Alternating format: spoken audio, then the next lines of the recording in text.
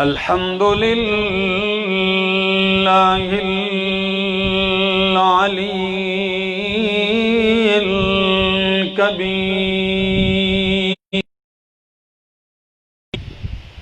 الكبير المتعال. الحمد لمن قدر خيرا وخبال، والشكر لمن صور حسنا وجمال. فرد صمد عن صفة الخلق، بريء أزلي سرمدي، خلق الخلق كمال. ثم نشهد أن لا إله إلا الله وحده لا شريك له، لا شريك له ولا نظير له ولا وزير له ولا مشير له ولا معين له ولا منازم له ولا مناظر له ولا مداني له ولا مجاور له ولا مقابل له ولا ضد ند جد جد جهد لا ولا مثل مثال مثيل مماثل له. نشهد أن سيدنا ومؤيدنا مخدومنا منظومنا معصومنا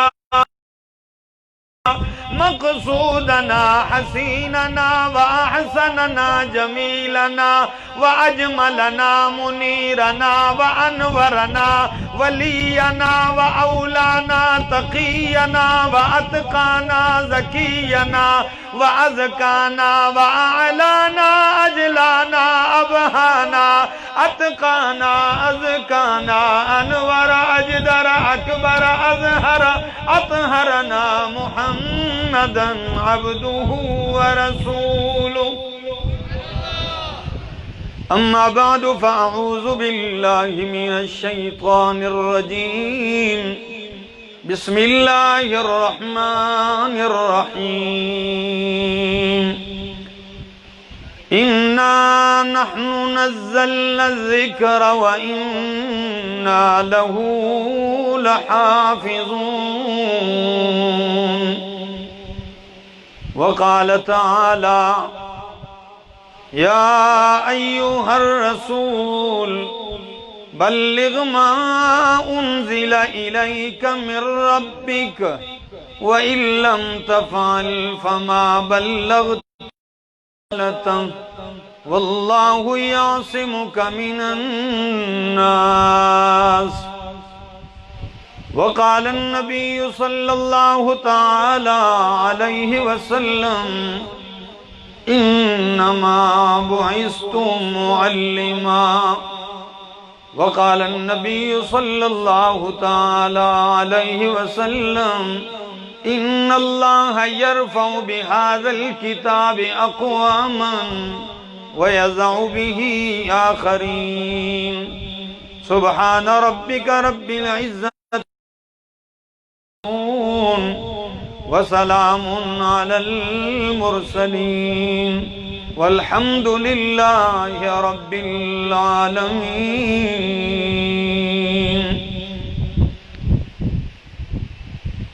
انتہائی قابل عزت، قابل احترام ذی قدر علماء کرام،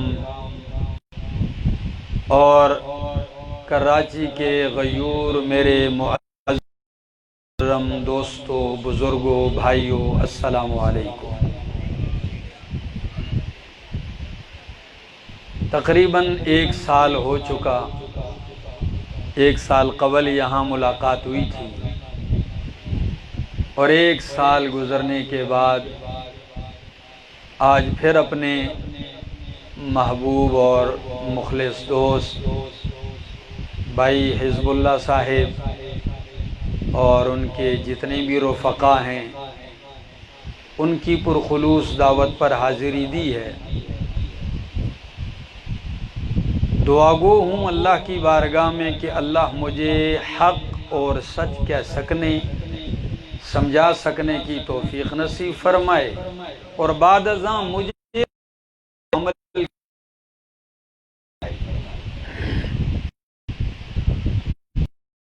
وقت میں آپ کی انتہائی توجہ درکار ہوگی۔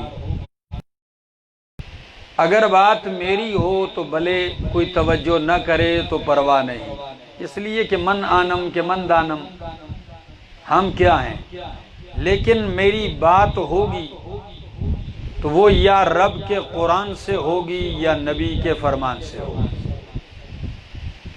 تو اس کے لیے توجہ درکار ہے تاکہ آپ کی دامن قلب میں قرآن و سنت کے وہ جواہرات پڑیں اور آپ کے دل و دماغ میں ایک تازگی اور سکون پیدا ہو، اور گھر جائیں تو کچھ لے کر جائیں۔ اس کو ہٹا دیں، سردی لگ رہی۔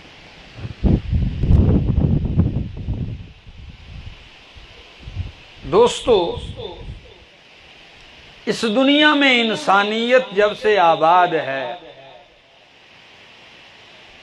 تو مالک کائنات نے انسان کو انسانیت سکھانے کے لیے، انسان کو اپنی معرفت کرانے کے لیے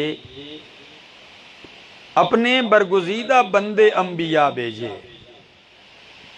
اور ہر نبی کو اللہ پاک نے اس کے نبوت کے دعوے کے لیے دلیل دی، معجزات دیے۔ اسی سلسلہ کی آخری کڑی سید الانبیاء محمد الرسول اللہ صلی اللہ تعالی علیہ وسلم آتے ہیں۔ جب آپ کی زندگی کی 40 بہاریں گزرتی ہیں، آپ غار حرا میں محو عبادت ہیں۔ یہ پہاڑ کی چوٹی پر ہے، بہت سارے لوگ گئے وہاں، جب حج عمرے کے لیے جاتے ہیں تو لوگوں کو وقت ملتا ہے وہاں بھی جاتے ہیں، غار ثور پہ جاتے ہیں، غار حرا پہ جاتے ہیں، مختلف مقامات پہ۔ اللہ ہم سب کو بھی جانا نصیب فرمائے۔ آپ صلی اللہ علیہ وسلم محو عبادت ہیں کہ آپ کی خلوت میں اچانک جبریل رونما ہوتے ہیں۔ جب جبریل رونما ہوتے ہیں، نبی کریم کھڑے ہو جاتے ہیں۔ جبریل کا پہلا لفظ یہ ہوتا ہے، اقرأ یا محمد، اقرأ، پڑھیے، اقرأ، پڑھیے۔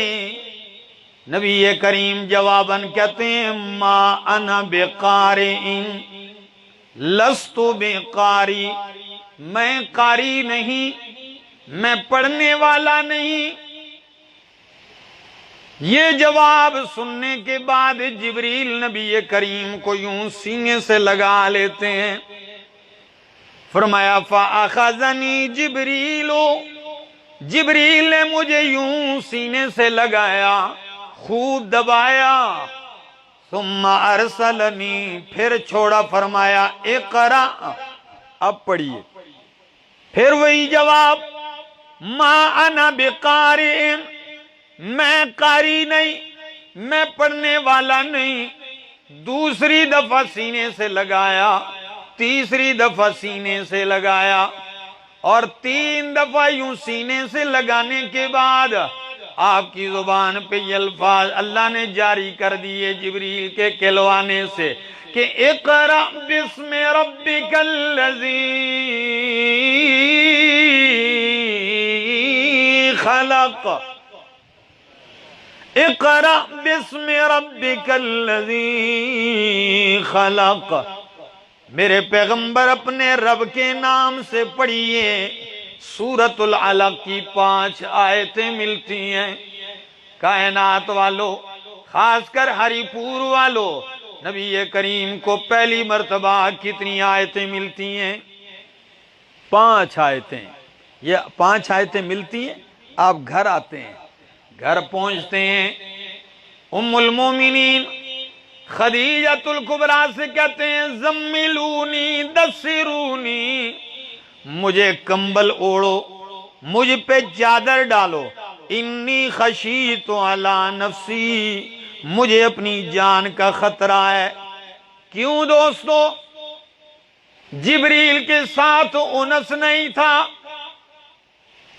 اور وحی الہی کا بوجھ حوالے ہوا، یہ کوئی معمولی وزن نہیں ہے۔ قرآن کہتے ہیں اِنَّا سَنُلْقِي عَلَيْكَ قَوْلًا ثَقِيلًا، اللہ، اِنَّا سَنُلْقِي عَلَيْكَ قَوْلًا ثَقِيلًا، میرے پیغمبر ہم آپ پہ بہت باری بات ڈالنے والے ہیں۔ قولاً ثقیلا، بڑی وزنی بات ہے، اتنی وزنی بات ہے کہ ام المومنین صدیقہ کائنات، صدیقہ بنت صدیق حضرت عائشہ رضی اللہ تعالی عنہ فرماتی ہیں شدید سردی کا موسم ہوتا، جب میرے محبوب پہ قرآن اترنا شروع ہو جاتا تو وَإِنَّ جَبِينَهُ لَيَتَفَسَّدُ عَرَقًا، امام الانبیاء کا ماتھا مبارک پسینے سے بھر جایا کرتا تھا۔ شدید سردی میں پسینہ کب آتا ہے؟ جب بہت وزن ہو، ثقل ہو۔ اندازہ لگائیے کتنا بوجھ ہے۔ ماتھے مبارک پہ پسینہ آ جایا کرتا تھا، تو آپ نے سردی محسوس کی، بخار آ گیا، فرمایا میرے اوپر چادر اوڑھو، کمبل اوڑھو۔ آپ چادر اوڑھتے ہیں، کمبل اوڑھتے ہیں، رب کو آپ کی یہ ادا بھی پسند آتی ہے، اور آپ کے چادر اوڑھنے کو بھی رب نے قرآن بنا دیا۔ اور کیا کہا؟ فرمایا یا ایھا المزمل قم اللیل الا قلیلا نصفہ او انقص منہ قلیلا او زد علیہ ورتل القرآن ترتیلا۔ کراچی والوں میری بات سمجھ میں آ رہی ہے؟ تو پھر میری تسلی کے لیے کہ میں سمجھوں کہ میں اوپروں میں نہیں بیٹھا ہوں، اجنبیوں میں نہیں، کوئی اپنائیت کا ثبوت دیجئے۔ خیر ہے میری بات پہ نہیں تو کوئی سبحان اللہ سے اتنی مجھے بات سمجھ میں آ جائے گی کہ میری بات ان کو سمجھ میں آ رہی ہے۔ اب تو پہلے مجھے سندھی نہیں آتی کہ میں سندھی میں بیان کروں، اور اگر پشتو میں کروں تو پھر آپ لوگوں کو سمجھ نہیں آئے گی، تو اس لیے میں نے اردو کا انتخاب کیا ہے۔ حزب اللہ صاحب سے میں نے یہ بات کہی ہے، میں نے کہا زیادہ تو نہیں، لیکن اللہ نے اتنا ذہن مجھے دیا ہے کہ چند ملاقاتوں میں مجھے سندھی تو نہیں آئی لیکن راز کی بات نہ کرنا، وہ مجھے سمجھ میں آ جاتی ہے۔ ایک میٹھی زبان ہے، بندہ ذرا بھی توجہ کرے سمجھ میں آ جاتی ہے۔ تو خیر آپ کی توجہ چاہ رہا تھا کہ قرآن مقدس نے آپ کے بیٹھنے والی، چادر اوڑھنے والی ادا کو بھی اللہ نے قرآن بنا دیا۔ فرمایا یا ایھا المزمل، او میرا کمبل اوڑھنے والے پیغمبر، او چادر اوڑھنے والے میرے محبوب پیغمبر، اب تو دن نہیں، اب تو آپ کو راتوں کو بھی جاگنا پڑے گا۔ مشن جو حوالے ہو گیا، انسانیت کو سنوارنا ہے، انسانیت کو انسانیت سکھانی ہے، انسانیت کو میری توحید سکھانی ہے، انسانیت کو میرا تعارف کروانا ہے، انسانیت کو میری پہچان کروانی ہے۔ ساری کائنات میں نے آپ لوگوں کے لیے پیدا کی ہے، لیکن انسان اور جنات کو میں نے اپنے لیے پیدا کیا ہے۔ رب کا قرآن کہتا ہے وَمَا خَلَقْتُ الْجِنَّ وَالْإِنسَ إِلَّا لِيَعْبُدُونَ۔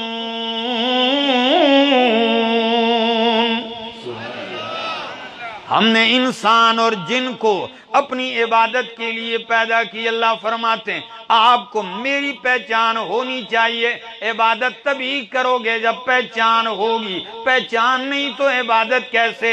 یہی تو وجہ ہے کہ رب کی پہچان نہیں ہے، کوئی قبروں کو سجدہ کر رہا ہے، رب کی پہچان نہیں ہے، کوئی بتوں کو معبود مان رہا ہے، رب کی پہچان نہیں ہے، کسی نے تانبے اور پیتل کا معبود بنا رکھا ہے، رب کی پہچان نہیں ہے، کسی نے لکڑی اور پتھر اور گارے کا معبود بنا رکھا ہے، کوئی امیر ہے اس نے سونے کا بنایا ہے، کوئی غریب ہے اس نے لکڑی کا بنا رکھا ہے، کوئی بہت ہی غریب ہے اس نے گارے اور مٹی کا معبود بنا رکھا ہے، خود تراشا ہے، خود بنایا ہے، خود ہی اس کی ناک بنائی، خود ہی اس کی آنکھیں بنائی، اب انسان خود ہی اس کو معبود بنا رہا ہے، خود ہی اس کو الہ سمجھ رہا ہے۔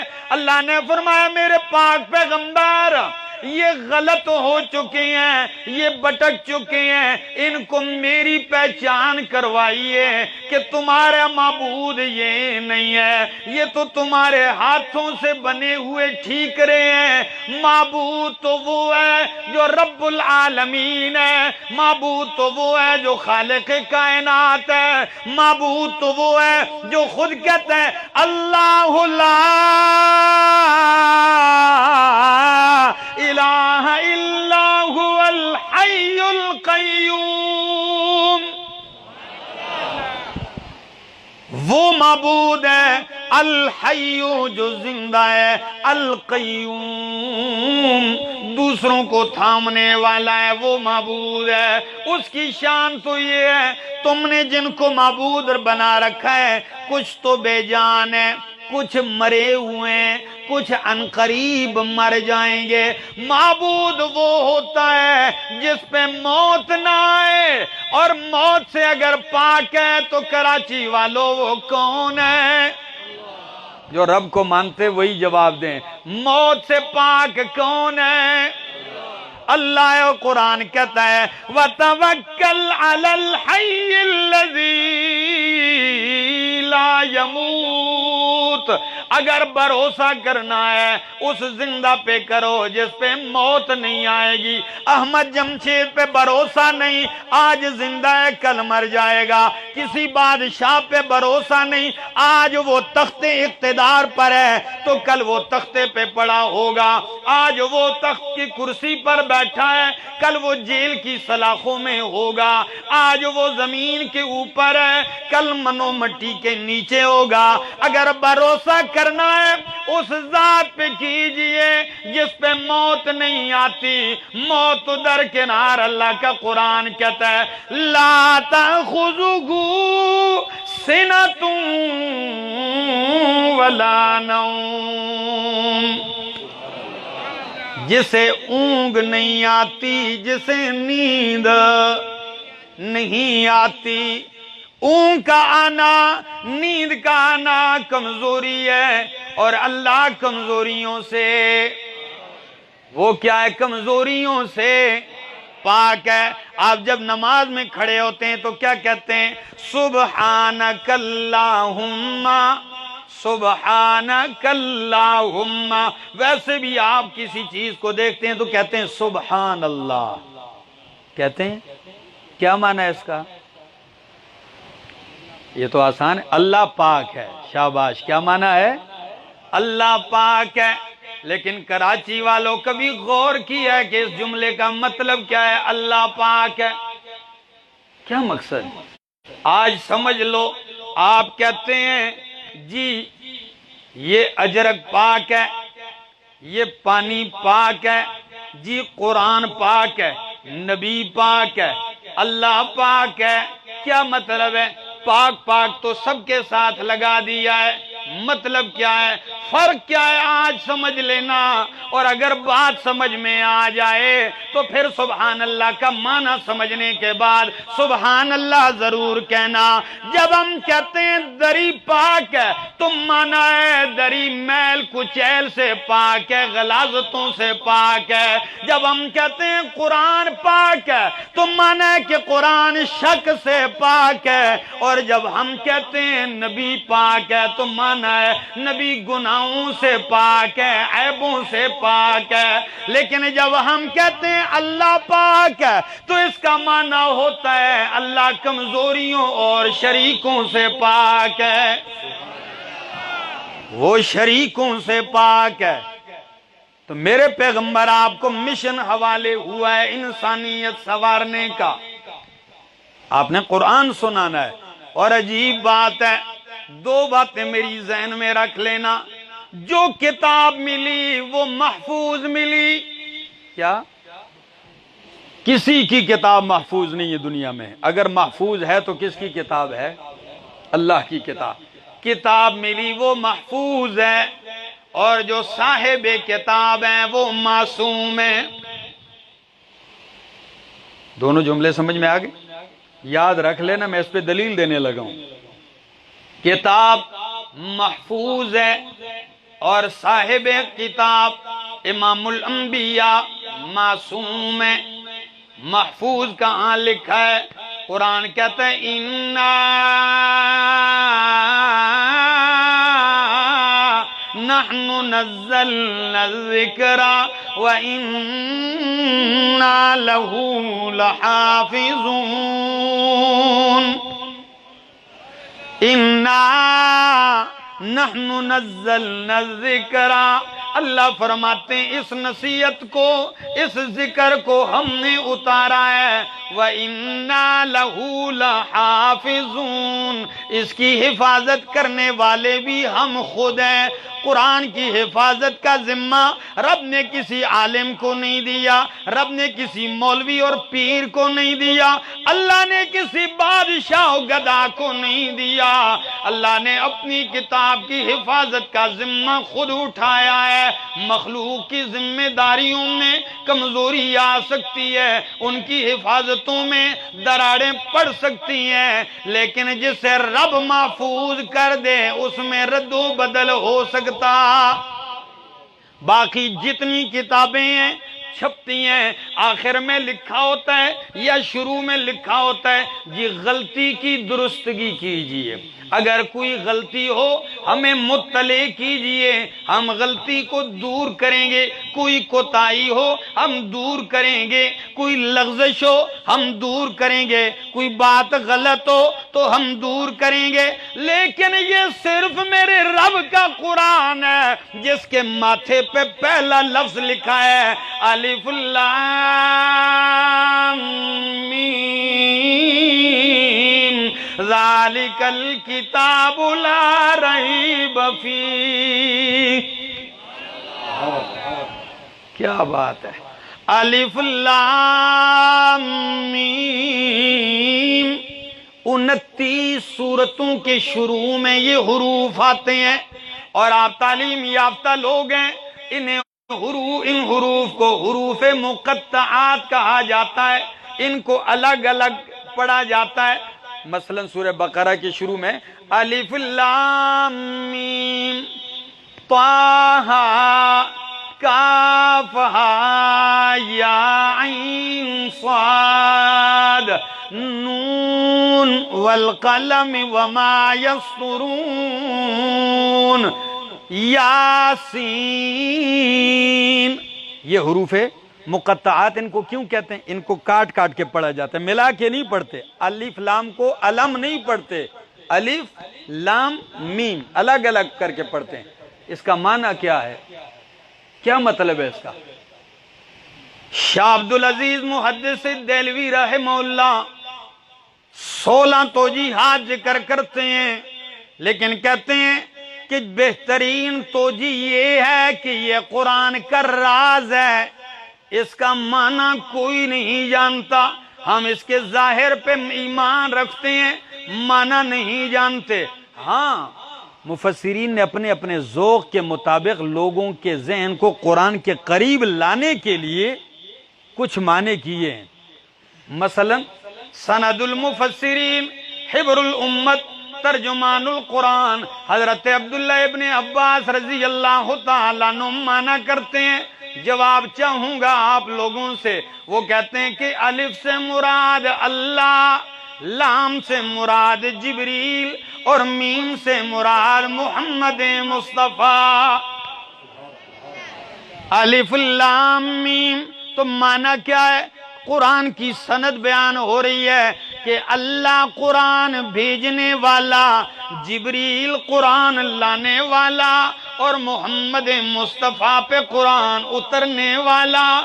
پہلے 3 حرف پہ غور کیجئے، آئیے مجھے جواب چاہیے۔ الف سے مراد اللہ، تو اللہ کی ذات میں کوئی شک نہیں ہے۔ لام سے مراد جبریل، تو جبریل کی ذات میں کوئی شک نہیں۔ میم سے مراد محمد مصطفیٰ، تو میرے آقا کے ذات میں بھی کوئی شک نہیں ہے۔ تو کراچی والوں، جب اللہ کی ذات میں کوئی شک نہیں، جبریل کی ذات میں کوئی شک نہیں، میرے محمد کی ذات میں کوئی شک نہیں ہے، تو پھر خاموش کیوں رہتے ہو؟ پھر مان جاؤ کہ ذالک الکتاب لا ریب فیہ، اس کتاب میں بھی کوئی شک نہیں ہے، اس کتاب میں بھی کوئی شک نہیں، لا ریب کتاب ہے، بے عیب کتاب ہے، اور ایسی محفوظ کتاب ہے۔ مامون الرشید ایک خلیفہ گزرا ہے بادشاہ، یہ بیٹا ہے ہارون الرشید کا، اور ہارون الرشید بڑا نیک بادشاہ تھا۔ اب جب مامون کا زمانہ آیا تو بادشاہوں کی، اس وقت کے بادشاہ بڑے فارغ ہوتے تھے، محفل لگی ہوتی، لوگ آتے، قصے کہانیوں والے کو بلایا جاتا، گپ شپ والوں کو الگ بلایا جاتا، شعر و شاعریوں والوں کو الگ بلایا جاتا۔ تو محفل بادشاہ کی لگی ہے، اتنے میں ایک بندہ داخل ہوا، چہرہ بھی بڑا بارونق سا ہے، لباس بڑا اس نے نفیس پہنا ہے، لکھتا ہے تو خطاط ہے حد درجے کا، کاتب ہے، بولتا ہے تو زبان کی فصاحت بھی حیران کر دیتی ہے۔ بیٹھا بادشاہ کی محفل میں،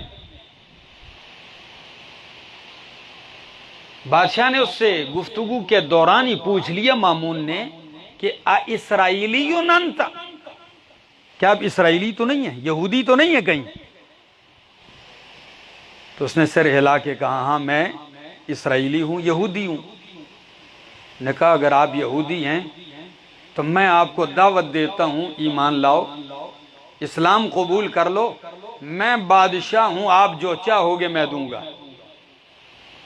لمحہ فکریہ ہے، تو ایک دم کہنے لگا دینی و دین و آبائی، میرا دین میرے باپ دادا کا دین ہے، میں پیسے لے کر نہیں چھوڑ سکتا، مجھے کچھ نہیں چاہیے۔ انہوں نے کہا دیکھ لے، سوچ لے، پیسوں کی بات نہیں، یہ تو میں اپنی محبت کا اظہار کر رہا ہوں، باقی اسلام حق دین ہے، قبول کر لو۔ انہوں نے کہا نہیں، اٹھ کے چلا گیا۔ سال گزر گیا، سال کے بعد جب دوبارہ وہی یہودی آیا، بادشاہ نے دیکھا تو پہلے آیا تھا تو شکل و صورت اور ہے، اب آیا تو اسلامی حلیہ میں ہے، چہرہ بھی، لباس مکمل اسلامی ڈھانچے میں ہے۔ تو بادشاہ بڑا ذہین تھا، اس نے کہا وہی گزشتہ سال والا آدمی نہیں ہے تو، جس کو میں نے اسلام کی دعوت دی تھی اور تو نے نہیں مانی؟ کہنے لگا مامون ہاں میں وہی ہوں،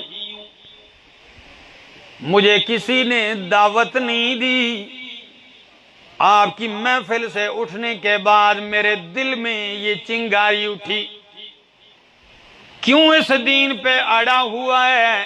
تحقیق کر، جستجو کر، کہ کون سا دین سچا ہے؟ تو بادشاہ ایک دم متوجہ ہوا، کہنے لگا اب آپ نے کیا تحقیق کی؟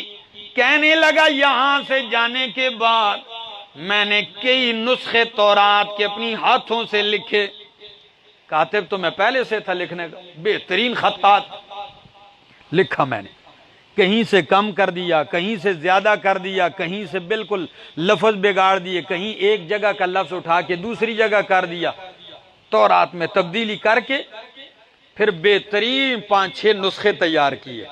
پھر میں ان کو یہودیوں کے عبادت خانے میں ان کے پادریوں کے پاس لے گیا، یہ آپ کے لیے تحفہ ہے، آپ اس کو چیک کرو، میں نے آپ کی کتاب لکھی کیسی ہے۔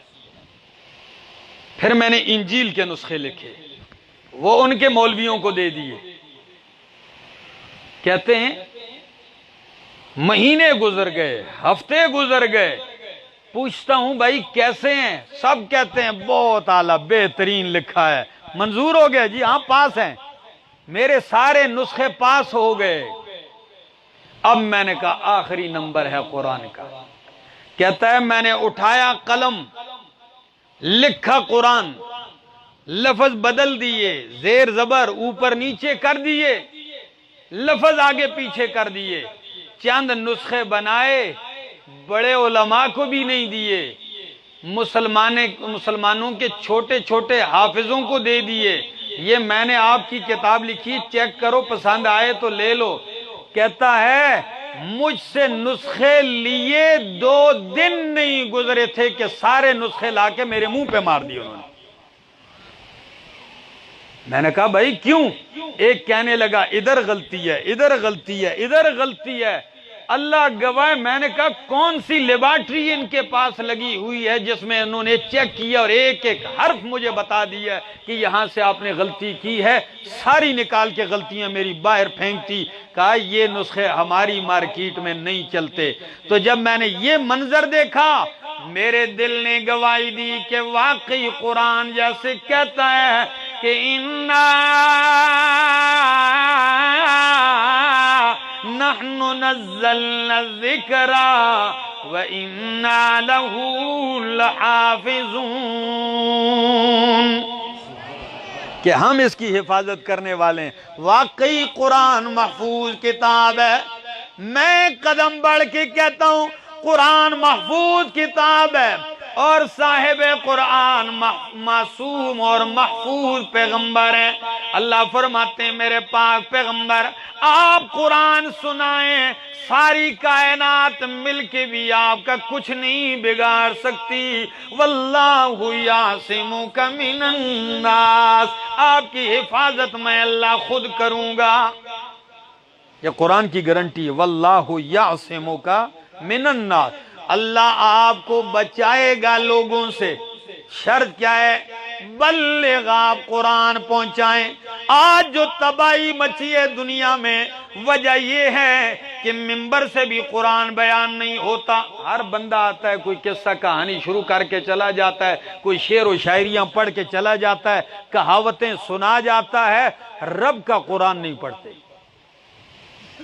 کیوں؟ آتا ہی نہیں ہے۔ قرآن کے لیے وقت چاہیے، اس کو سمجھنا چاہیے۔ جب اللہ کی کتاب لوگوں کو سناؤ گے، یقین کیجئے دلوں کا اطمینان قرآن میں ہے۔ یہ آج جو لوگ مسلمان تذبذب کا شکار ہیں، یہ جو مضطرب ہیں، کیوں؟ اکثر لوگوں سے میں نے سنا، کہتے ہیں ہم کہاں جائیں، فلاں کچھ کہتا ہے، وہ کچھ کہتا ہے، وہ کچھ کہتا ہے، ہم کہاں جائیں؟ میں کہتا ہوں یہی تو وجہ ہے کہ آپ فلاں فلاں فلاں کی تو سنتے ہو، رب کی نہیں سنتے ہو۔ کبھی یہ پوچھا ہے کہ رب کا قرآن کیا کہتا ہے؟ زندگی گزر چکی ہے، ہم نے قرآن کی ایک آیت نہیں سمجھی۔ افسوس نہیں تو اور کیا ہے؟ ہر چیز کے لیے وقت ہے، قرآن کے لیے وقت نہیں۔ اور میں نے ایک دن حزب اللہ صاحب سے کہا تھا، میں نے کہا قرآن یہ فالتو ٹائم کی کتاب نہیں ہے، اس کو اپنا قیمتی وقت دو، پھر دیکھنا کہ یہ آپ کو کیا دیتا ہے۔ دلوں کا سکون ہے، دلوں کا چین اس میں ہے۔ یقین کیجئے آپ کی پریشانیوں کو، یہ جو ہے دکھوں کو، غموں کو خوشیوں میں بدلنے والی کتاب ہے۔ تو اللہ فرماتے ہیں میرے پیغمبر قرآن بیان کیجئے، میں آپ کی حفاظت کروں گا۔ یا میرے ربا، سارا عربی مخالف، اپنی بھی دشمن ہیں، خاندان والے میری قتل کی سازشیں کر رہے ہیں، کیسے حفاظت ہوگی؟ ذرا دیکھیے، میرا مالک جب حفاظت کرنے پہ آتا ہے، حفاظت کیسے ہوتی ہے؟ 13 سال مکے دور کے ہیں، نبی قرآن سناتے ہیں، ہر طرف سے پتھروں کی بارش ہوتی ہے، عورتوں نے بھی دشمنی میں کردار ادا کیا کہ وہ بھی گھر کی صفائی کر کے کچرا آپ کے اوپر پھینکنے کے لیے انتظار میں ہوتی کہ اللہ کے نبی گزریں گے، آپ پہ کچرا پھینکا جا رہا ہے۔ کئی عورتیں آپ کے گھر کے باہر کانٹے بچھا رہی ہیں کہ آپ کے پاؤں میں کانٹے آئیں۔ نبی کریم حرم میں ہے، سجدے کی حالت میں، کراچی والوں، ابو جہل اپنی ٹیم کے ساتھ اونٹ کی بھری ہوئی اوجری لا کے نبی پہ ڈال دیتا ہے، آپ سجدے میں دب جاتے ہیں۔ یہ ہوتا رہا۔ ایک وہ بھی دن آیا، نبی کریم سے رات کا اندھیرا ہے، جبریل آتے ہیں، فرمایا نکلیے مکہ چھوڑ کر مدینے جائیے۔ یا اللہ، جبریل آپ تو آئے ہیں، میں مکہ چھوڑ رہا ہوں، لیکن باہر تو میرے گھر کو ساری طرف سے گھیرا ہوا ہے، ہر طرف سے، اور ان کی تلواروں کی آواز بھی آ رہی ہے، ان کی باتیں بھی میں سن رہا ہوں کہ آج نہیں بچیں گے، کیسے جاؤں؟ اللہ نے فرمایا میرے پیغمبر، آپ کا کام گھر سے نکلنا ہے، آپ کی حفاظت کا ذمہ دار کون ہے؟ ہر مصیبت سے بچانے والا کون ہے؟ حفاظت کرنے والا اللہ ہے۔ فرمایا مٹھی میں تھوڑی سی ریت لیں اور یوں پھینک دیں۔ یا اللہ، ایک مٹھی ریت ہے، چاروں طرف مکان کے دشمن ہیں، ان کی آنکھوں میں کیسے؟ فرمایا یہ آپ کا کام نہیں ہے، مٹھی بھرنا اور پھینکنا آپ کا کام ہے، ان کو اندھا کرنا میرا کام ہے۔ سب آنکھیں ملتے رہ گئے، اللہ کے نبی بیچ سے نکل گئے، پہنچتے کہاں ہیں؟ جب نکل گئے، بستر پہ کس کو سلایا؟ علی المرتضیٰ کو سلایا، بہادر علی۔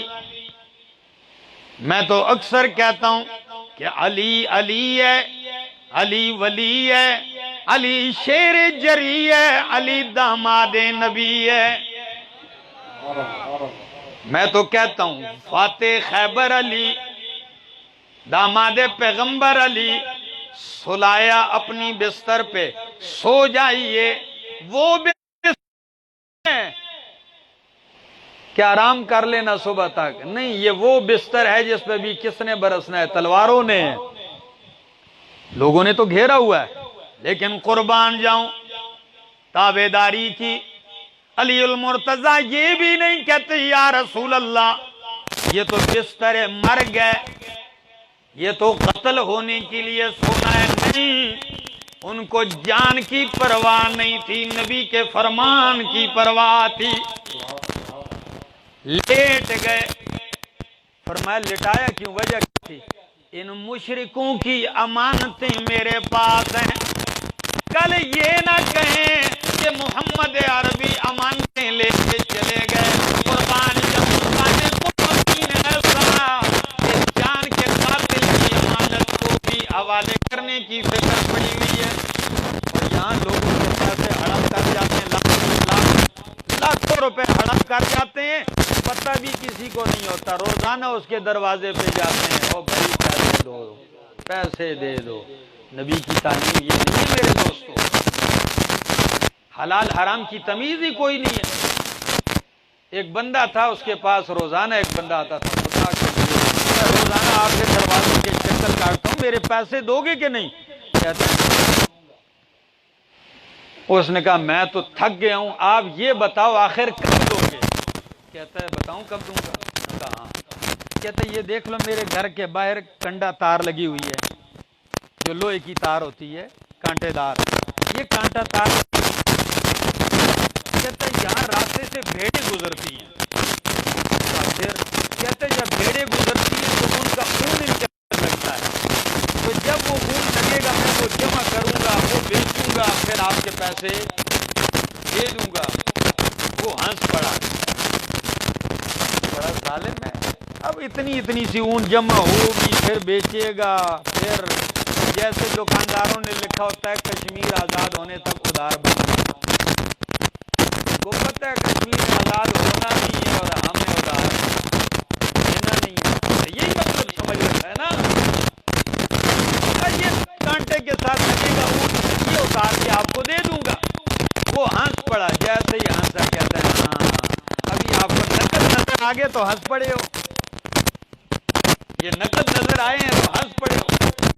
دوست لوگوں کی امانت داری کا یہ عالم بن چکا ہے، اور کئی لوگ سمجھتے ہیں بس میں نے نماز پڑھ لی، روزہ رکھ لیا، بس میں ابھی پار ہو گئی ہوں، معاملات جیسے بھی ہو دوستو 80% دین معاملات ہیں، 80% دین معاملات ہیں، لوگوں کے معاملات جا کے دیکھو کیا حال ہے۔ خیر میں حدیث کی امانت کے حوالے کر کے آنا میں جا رہا ہوں، نبی کریم چلتے ہیں، علی کو اپنے بستر پہ سنایا، خود میرا مصطفیٰ صدیق اکبر کے پاس پہنچ گئے۔ جب صدیق اکبر کے پاس پہنچتے ام المومنین صدیقہ کائنات حضرت عائشہ فرماتی ہیں نبی کریم آئے، فرمایا ابو بکر اللہ نے ہجرت کی اجازت دے دی۔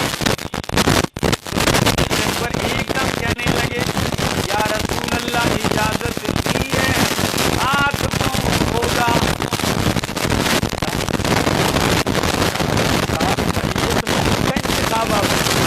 فرمایا یہ جواب دیجیے، فرمایا کس نے ہجرت کا حکم دیا ہے اس نے ہجرت کے لیے ہم سفر کا انتخاب بھی کر دیا ہے، اور ہم سفر کون ہے؟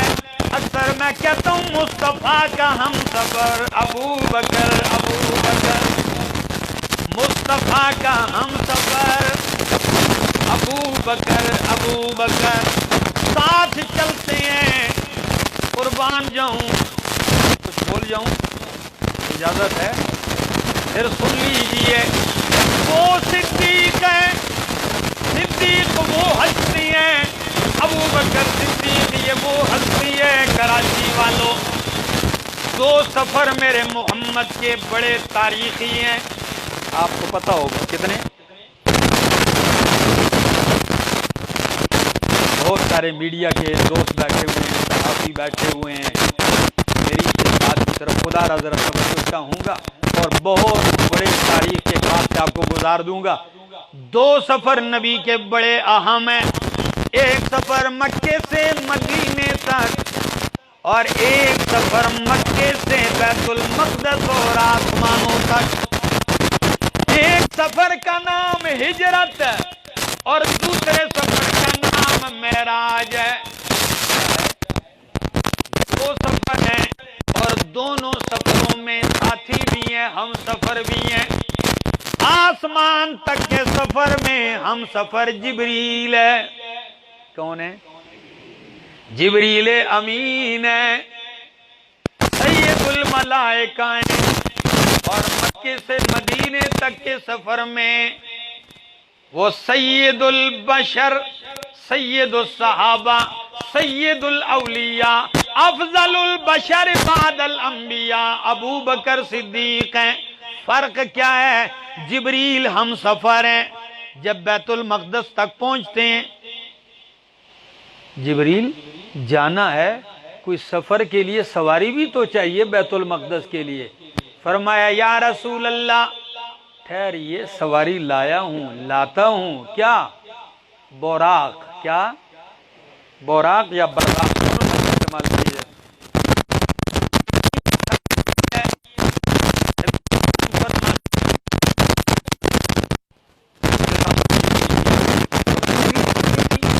جہاں میری نظر پہنچتی وہاں اس کا قدم پہنچتا تھا۔ سفر میں جبریل ہے، سواری کی ضرورت پڑتی ہے، جاتے ہیں حالانکہ جبریل کے پاس پاور اتنی ہے کہ قوم لوط کی بستی کو پروں پہ اٹھایا تھا اور واپس پلٹ کے رکھ دیا. وہ سواری لینے جاتے ہیں اور مکے سے مدینے تک کے سفر میں یار ابو بکر جب ساتھ تک چلتے ہیں نبی کریم سے خون آنا شروع ہو جاتا ہے. پتھریلی زمین ہے. فرمایا ابو بکر سواری نہیں ہے کیا؟ ابو بکر نے یہ نہیں فرمایا کراچی والوں کہ ٹھہر جائیے میں اونٹلی لاتا ہوں، ٹھہر جائیے میں گھوڑا لے کے آتا ہوں، خچر لے کے آتا ہوں. جبریل سواری لینے گئے، صدیق میرے محمد کا خود سواری بن گیا. لینے نہیں بیٹھ گئے. فرمایا یا رسول اللہ میں ہوں نا آپ کی سواری. آسان کام نہیں ہے نبوت کو اٹھانا کندھوں پہ. جو لوگ وہاں گئے 5 کلو کا وزن لے کے بندہ نہیں چڑھ سکتا. قربان جاؤں صدیق اکبر آپ پر. بار نبوت کو اٹھایا، اوپر کی طرف جا رہے ہیں، چلتے جا رہے ہیں. حافظ ابن کثیر نے عجیب جملہ لکھا ہے، چلتے ہوئے صدیق کبھی آگے کبھی پیچھے کبھی دائیں کبھی بائیں ہوتے ہیں. نبی کریم نے صدیق کا یہ اضطراب دیکھا. فرمایا یا ابا بکرن آپ کو کیا ہو گیا؟ کبھی میرے آگے کبھی پیچھے کبھی دائیں بائیں ایک طرف ہو کہ کیوں نہیں چلتے ہو؟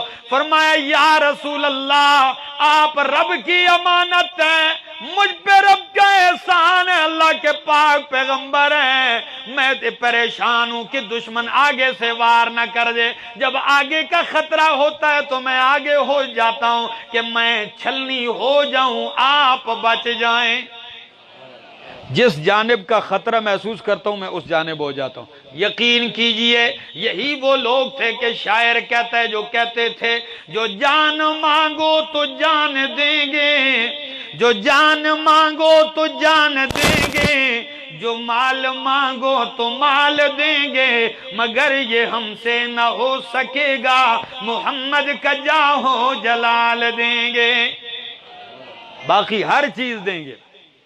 واقعی ایسے لوگ تھے اور کر کے دکھایا. اور کہتے تھے کہ ناموس رسالت کی خاطر ہم جان نچھاور کر دیں گے، گر وقت نے ہم سے خون مانگا ہم وقت کا دامن بھر دیں گے.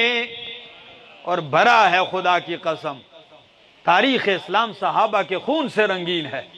چلتے ہیں. ایک جملہ یہاں بھی امانت دے کے جاؤں. نبی کی امانتیں علی کے حوالے، نبی کی امانتیں علی کے حوالے، لیکن رب کی امانت خود نبی ہیں، وہ صدیق کے حوالے. فرمایا میرے نبی آپ اپنی امانت علی کے حوالے کر دیں، اور آپ میری امانت ہے میں نے آپ کو ابو بکر کے حوالے کر دیا. یہ کمال ہے ابو بکر صدیق کا. خدا کی قسم ویسے ہی صدیق نہیں بن گئے. ایک دفعہ تو کچھ بات میں تکرار ہو گیا تھا نا صحابہ صدیق اکبر کے ساتھ، تو شکایت نبی علیہ السلام کے پاس آئی. نبی علیہ السلام نے جلال میں آ کے کہا میرے اس ساتھی کے بارے میں مجھے تکلیف نہ دو، اس لیے کہ صدیق میں اور تم میں فرق یہ ہے، تمہیں جب میں نے رب کا پیغام سنایا کسی نے کہا دلیل دو، کسی نے کہا معجزہ دکھاؤ، کسی نے پتھر مارے ہیں، کسی نے کہا تو جھوٹا ہے، لڑ لڑ کے مانے ہو. صدیق وہ ہے جب میں نے اعلان کیا، ہاں کراچی والوں جواب سبحان اللہ کے ساتھ آنا چاہیے. کیسا جواب؟ جب نبی نے فرمایا ایھا الناس انی رسول اللہ الیکم جمیعا، او کائنات والوں میں اللہ کا آخری نبی ہوں. تو صدیق نے فرمایا ہاتھ آگے بڑھائیے یا رسول اللہ، اگر آپ اللہ کے آخری نبی ہیں تو ابو بکر آپ کا پہلا امتی ہے. اگر آپ آخری نبی ہیں تو میں آپ کا پہلا امتی ہوں. ہاتھ آگے بڑھائی. یہ وہ شخصیت ہیں چروں چران نہیں، میں نے پیش کیا انہوں نے مان لیا، اور پھر ماننے بھی انتہا کر دی. رب کعبہ کی قسم نبی کریم معراج پہ گئے، کتنے سال لگائے تھے مفتی صاحب؟ رات کا ایک ٹکڑا، ایک معمولی سے ٹکڑے میں گئے بھی اور آئے بھی۔ صبح اعلان کیا، لوگوں گزشتہ رات تو میں معراج پہ گیا تھا، بیت المقدس میں گیا تھا، آسمانوں پہ گیا، سدرۃ المنتہا سے بھی آگے چلا گیا میں۔ پروپیگنڈا سیکٹری جو ہوتے ہیں نا لوگ، کچھ جن کا کام ہی یہ ہوتا ہے دن بھر پروپیگنڈا کرنا، تو انہوں نے کہا ہاں ہم نے پہلے ہی تو کہا تھا مجنون ہے، ہم نے تو پہلے ہی کہا تھا دیوانے ہیں۔ اب دیکھو سالوں کا سفر ہے، کہتے ہیں رات کے چند منٹوں میں طے کیا ہے۔ صدیوں کا سفر ہے، چند منٹوں میں طے ہونے والا ہے۔ ابو جہل بڑا خوش ہے، لوگوں کو پھسلانے کا یہی موقع ہے، انتظار میں ہے کہ ابو بکر کہاں ہے۔ کسی نے کہا وہ سفر پر گئے ہوئے ہیں۔ یہ گھر سے باہر نکل کے ابو بکر کا استقبال کرتا ہے اور کیا کہتا ہے؟ کہتا ہے ابو بکر آج تک تو ہماری نہیں مانا، آج مانے گا۔ فرمایا کیا بات ہے، بول ابو جہل۔ ابو جہل کہتا ہے کراچی والو، کہتا ہے او ابو بکر ایک بندہ ہے، انسان ہے، وہ کہتا ہے رات کے ایک لمحے میں مسجد اقصی گیا ہوں، پہلے آسمان، دوسرے، تیسرے، ساتوں آسمان اوپر گیا ہوں۔ کیا یہ ماننے کی بات ہے؟ کیا یہ دماغ میں آنے والی بات ہے؟ ابو بکر آپ بتائیں یہ جو دعویٰ کرنے والا سچا ہو سکتا ہے؟ قربان جاؤں۔ ابو بکر کہتے ہیں ابو جہل سن لے میرا اعلان، میرا جواب سن لے، اگر یہ دعویٰ تو کرے تو جھوٹ ہے، اگر یہ دعویٰ ابو بکر کرے تو جھوٹ ہے، اگر میرے خاندان کا کوئی اور کرے تو جھوٹ ہے، لیکن سن لو مکے میں ایک ہستی ہے جس کا نام محمد ہے، اگر یہ دعویٰ اس نے کیا ہے میں آنکھیں بند کر کے تصدیق کرتا ہوں۔ اگر کوئی اور کرے تو میں نہیں مانتا ہوں، لیکن اگر یہ دعویٰ ان کا ہے تو میں تصدیق کرتا ہوں۔ ابو جہل کا چہرہ سے جلس گیا اور کہنے لگا آپ مانتے ہی نہیں ہیں۔ فرمایا یہ کوئی بڑی بات نہیں، میں جب صبح و شام آسمانوں کی خبریں ان کے پاس آنا مانتا ہوں تو ان کا اوپر جانا بھی مانتا ہوں۔ کیا اوپر کی خبر نیچے آ سکتی ہے تو نیچے سے وہ بھی جا سکتے ہیں، مانتا ہوں۔ یہ ہیں وہ صدیق اکبر۔ خیر چلتے ہیں، اٹھایا کندھوں پہ، غار تک پہنچتے ہیں، اتار دیا۔ فرمایا یا رسول اللہ ٹھہر جائیے میں صفائی کر دوں۔ اب صفائی غار کی ساری کر دی، اب کچھ سوراخ ہیں اس کا خطرہ ہے کیونکہ 3 راتیں گزارنی ہے یہاں، سوراخوں کا خطرہ ہے تو خود اپنی چادر اپنے کپڑے پھاڑ کے سوراخوں کو بند کر دیا۔ یار محبت کی بھی انتہا ہے۔ کسی شاعر نے خوب ہی کہا نا کہ عشق کی بازی وہ کرے جو عشق کی بازی کر سکے، تن کے کپڑے بیچ کے معشوق کو راضی کر سکے۔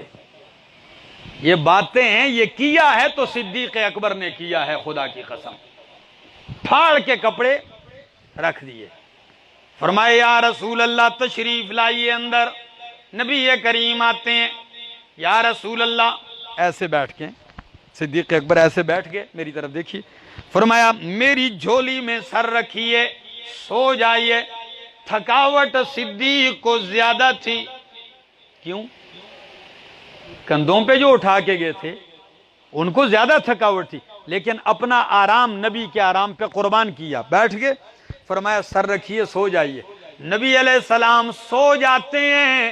حافظ ابن حجر اسقلانی، امام شاہ ولی اللہ محدث دہلوی عجیب جملہ لکھتے ہیں، کہتے ہیں 3 دن 3 راتیں گود صدیق میں نبی کا چہرہ اور سارے خوب جی بر کے دیدار کیا۔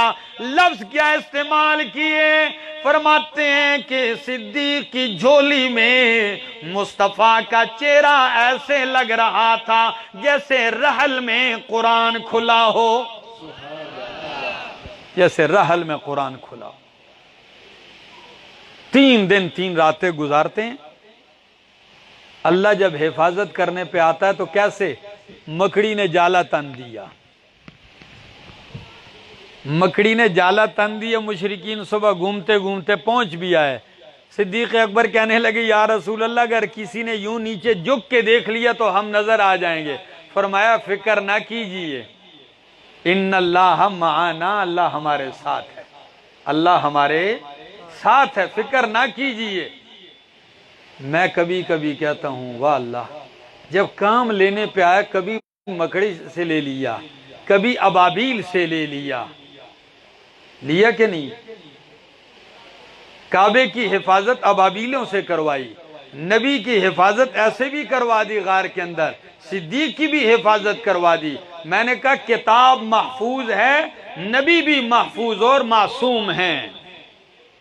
اللہ 3 دن رہے، آگے چلتے ہیں، زندگی نے وفا کی، پھر آگے چلیں گے، یہاں سے آگے سبق چلے گا۔ اللہ میری اور آپ کی حاضری قبول اور منظور فرمائے، اور آپ لوگوں کا یہ مل بیٹھنا، یہ آنا، یہ اتنی دیر سے سننا، یہ اللہ اپنی بارگاہ میں قبول اور منظور فرمائے۔ جو آپ نے وقت اللہ کو دیا ہے، اللہ کرے یہ آپ کے لیے توشہ آخرت بن جائے۔ آخر دعوانا ان الحمدللہ رب العالمین۔ دعا کریں۔